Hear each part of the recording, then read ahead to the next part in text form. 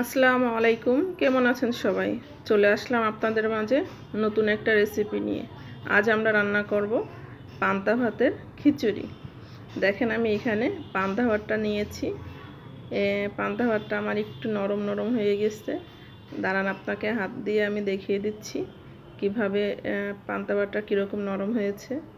এরকম নরম পান্তা ভাত সাধারণত আমরা ফেলে দিয়ে থাকি।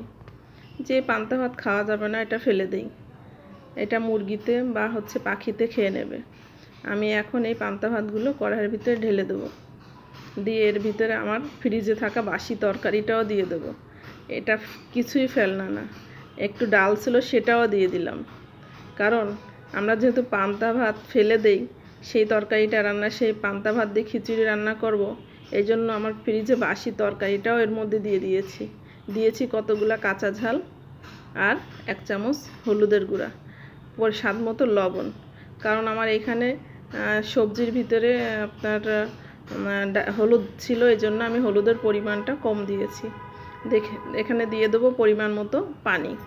আপনার পান্তা ভাতটা সিদ্ধ হতে যতটুকু পানি লাগবে ততটুকুই, এর বেশি দেওয়া যাবে না। যেহেতু পান্তা ভাত আপনার নরম, এবং এর ভিতরে আর বেশি পানি দিলে পান্তা ভাতটা একবারে নরম ঘাটা ঘাটা হয়ে যাবে।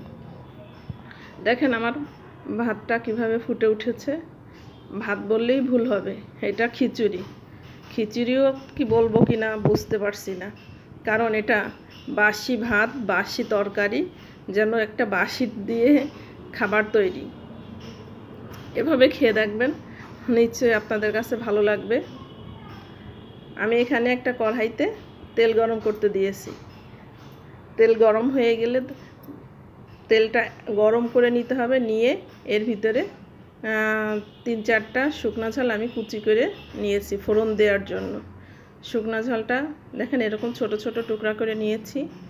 শুকনো ঝালটা একটু লাল লাল করে ভেজে নিতে হবে, তাহলে তেলের ভিতরে একটা সেন্ট আসবে।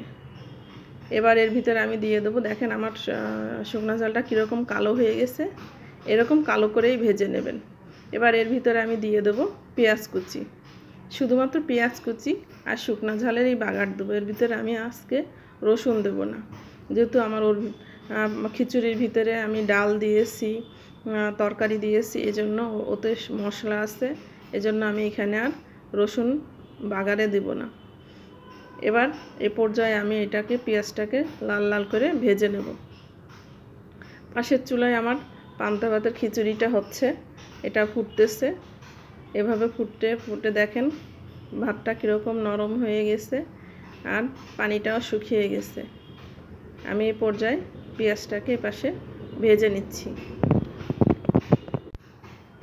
বাসি ভাতটা থাকলে আমরা এগুলো বাইরে ফেলে দিই, পাখিতে কাকে এগুলো খেয়ে নেয়, সেগুলো আজ ফেলে দেওয়া যাবে না।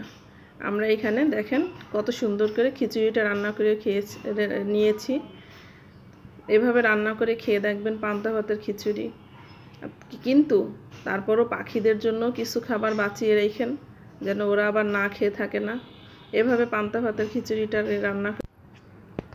এভাবে রান্না করে খেলে আপনি আর বাসি তরকারিও ফেলবেন না, আবার বাসি ভাতও ফেলবেন না। বলবেন যে বাবু সবগুলো ফ্রিজে ঢুকায় রাখো, পরের দিন রান্না করে খাবো খিচুড়ি। এভাবে রান্না করে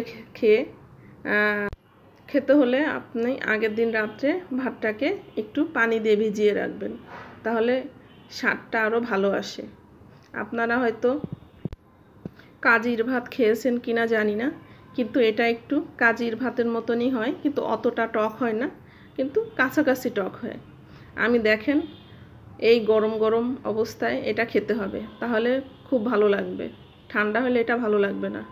আমি যেন চামচে করে মুখে দিচ্ছি, আর আমার চাবানো লাগছে না, এমনিতেই গালের ভিতরে ঢুকে যাচ্ছে, গিললেই হয়ে যাচ্ছে। একরকম রুগীর খাবার।